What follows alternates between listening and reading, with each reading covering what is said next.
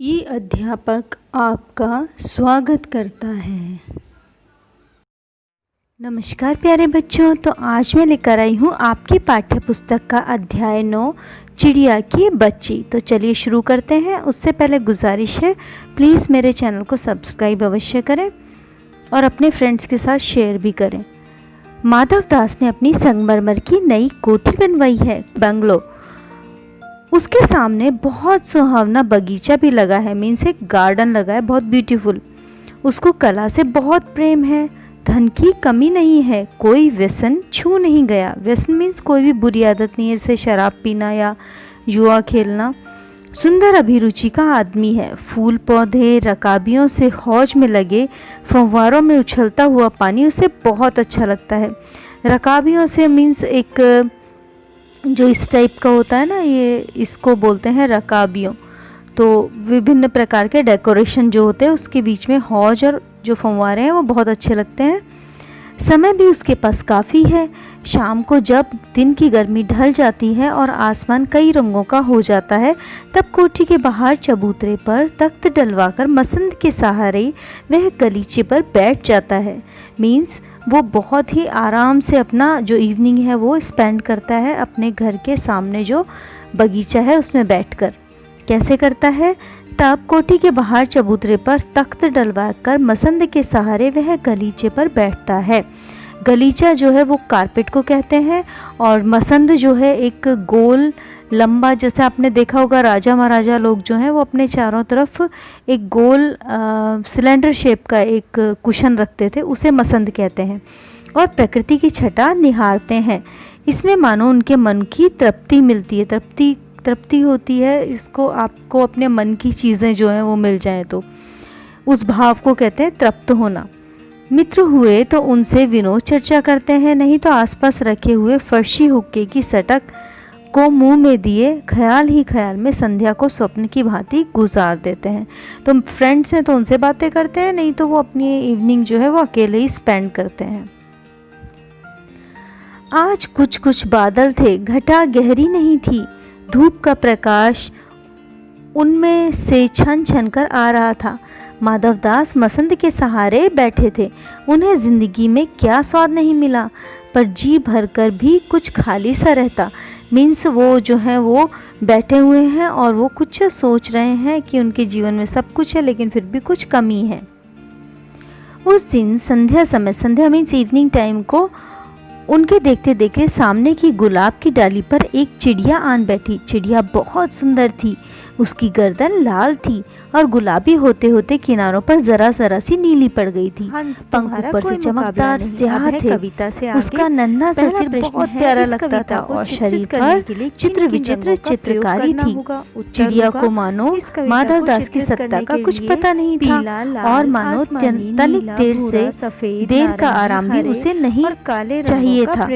कभी क्यों करना चाहिए, पर हिलाती, कभी फुदकती, वह खूब खुश मालूम होती थी। अपनी नन्ही सी चोंच से प्यारी प्यारी आवाज निकाल दी। और तो माधवदास जो है वो बैठे, उन्होंने देखा कि चिड़िया स्पैरो जो है वो उनके गार्डन में आई है और स्पैरो को वो अब देख रहे हैं। सभी जो है वो क्या करते हैं, माधवदास को वह चिड़िया बड़ी मनमानी लगी, मतलब अच्छी लगी। उसकी स्वच्छंदता बड़ी प्यारी जान पड़ती थी। कुछ देर तक वह उस चिड़िया का इस डाल से उस डाल पर थिरकना देखते रहे।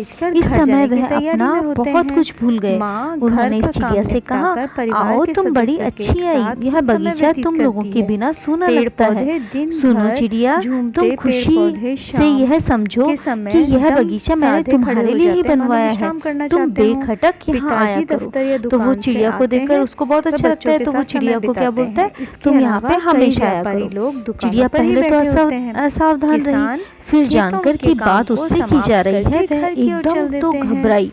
फिर संकोच को जीतकर बोली, मुझे मालूम नहीं था यह बगीचा आपका है। मैं अभी चली जाती हूँ। पल भर सांस लेने में यहाँ टिक गई थी।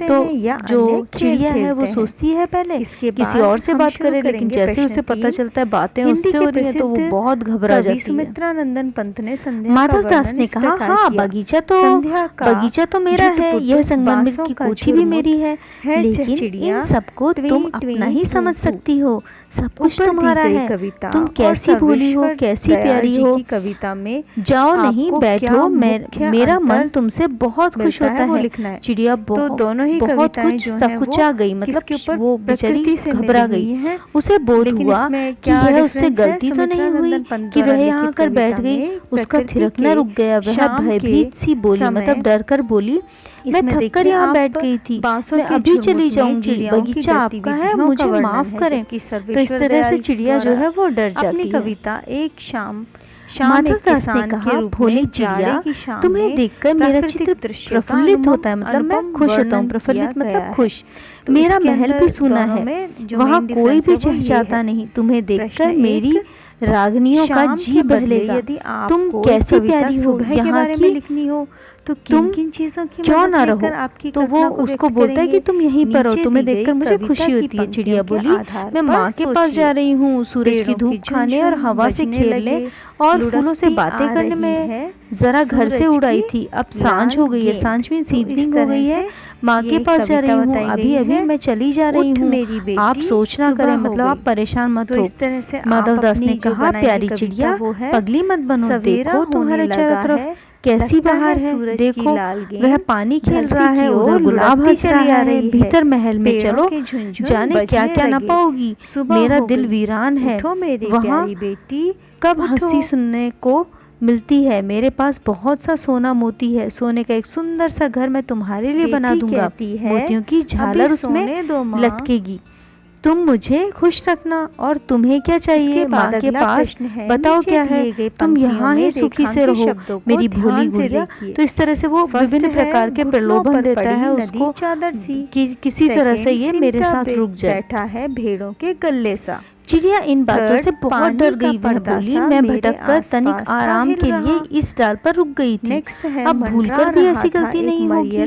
मैं अभी यहाँ से उड़ी जा रही हूँ, तुम्हारी बातें मेरी समझ में नहीं आती। मेरी माँ के घोंसले में बाहर बहुत तेरी सुनहरी धूप रहती है, मुझे और क्या करना है। 2 दाने माला देती है, और जब मैं पर खोलने बाहर जाती हूँ तो माँ मेरी बाट देखती होगी। बाट देखना मतलब उसके लिए वेट करती होगी कि वो कब वापस आएगी। इन पंक्तियों मुझे तुम और कुछ मत समझाओ, मैं अपनी माँ की हूँ।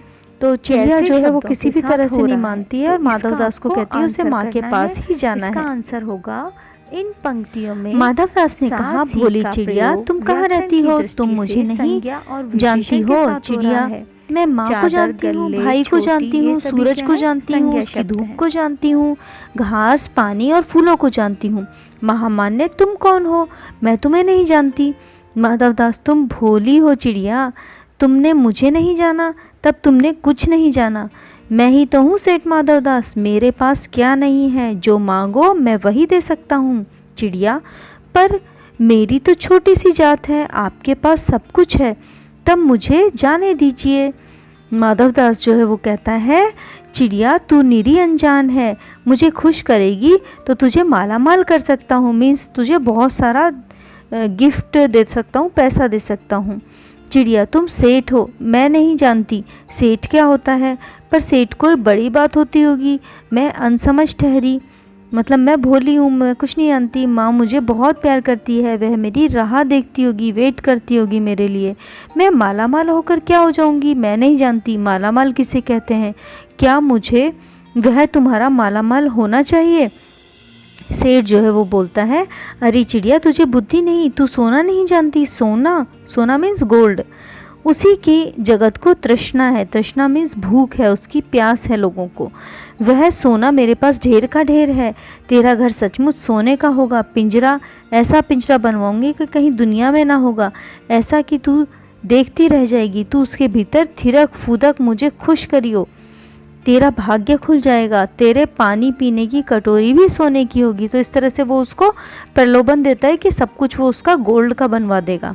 चिड़िया, वह सोना क्या चीज़ होती है। सेठ, तू क्या जानेगी चिड़िया, तू चिड़िया जो है, सोने का मूल्य सीखने के लिए तुझे बहुत सीखना है।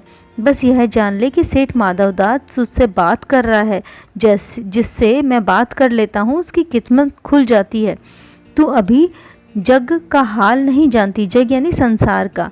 मेरी कोठियों पर कोठियाँ, बगीचे पर बगीचे हैं। दास दासियों की संख्या नहीं, मतलब बहुत सारे हैं, अनकाउंटेबल हैं, पर तुझ में मेरा चित्त प्रसन्न हुआ है, मतलब मैं खुश हुआ हूँ। ऐसा वरदान कब किसी को मिलता है री चिड़िया, तू इस बात को समझती क्यों नहीं?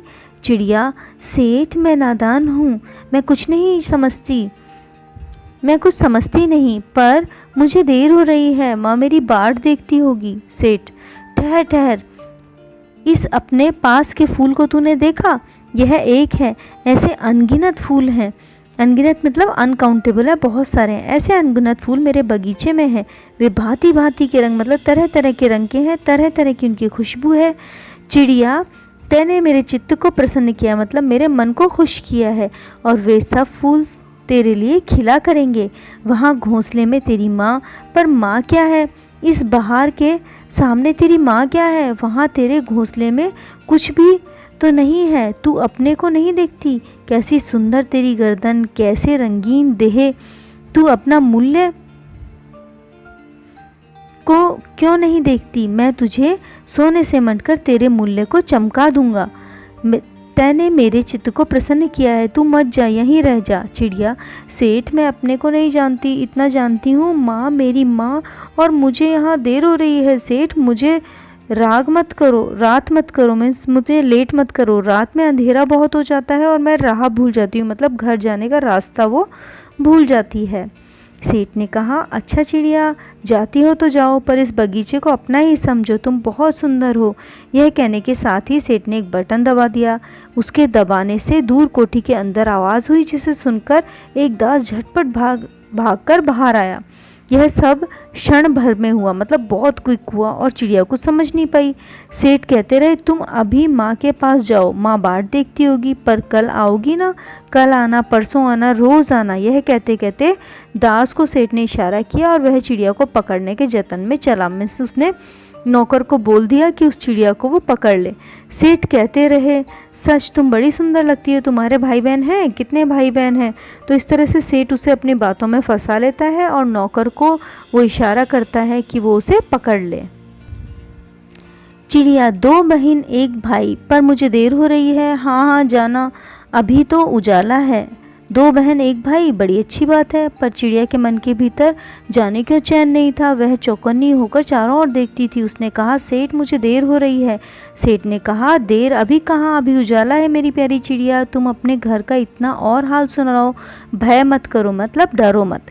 तो चिड़िया जो है वो कहती है, चिड़िया ने कहा, सेठ मुझे डर लगता है, माँ मेरी दूर है, रात हो जाएगी तो राह नहीं सूझेगी।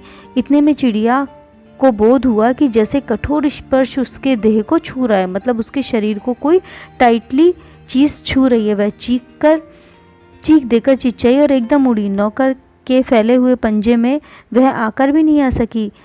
तब वह उड़ती हुई एक सांस में माँ के पास गई और माँ की गोद में दुबक कर सुबकने लगी। ओ माँ, मीन्स वो अपने माँ के पास जाकर वो रोने लगी। माँ ने बच्ची को छाती से चिपका कर पूछा, क्या मेरी बच्ची, क्या है? पर बच्ची कांप कर माँ की छाती से और चिपक गई, कुछ नहीं बोली, बस सुबकती रही, ओ माँ। बड़ी देर से उसे ढांढस बंधा और तब पलक मींचकर छाती में ही चिपक कर सोई, जैसे अब पलक न खोलेगी। तो इस तरह से ये कहानी जो है वो ख़त्म होती है, जो चिड़िया और सेठ की कहानी है। चिड़िया को सेठ जो है वो अपनी मीठी बातों में फंसाकर उसे अपने घर में ही कैद करना चाहता था, और चिड़िया इससे डर जाती है, अपनी माँ के पास जाकर वो राहत महसूस करती है। तो इसी के साथ ये अध्याय समाप्त होता है। आशा करती हूँ आपको अच्छा लगा होगा। मुझे कमेंट बॉक्स में ज़रूर लिखें। धन्यवाद। हमारे चैनल को सब्सक्राइब करना ना भूलें। धन्यवाद।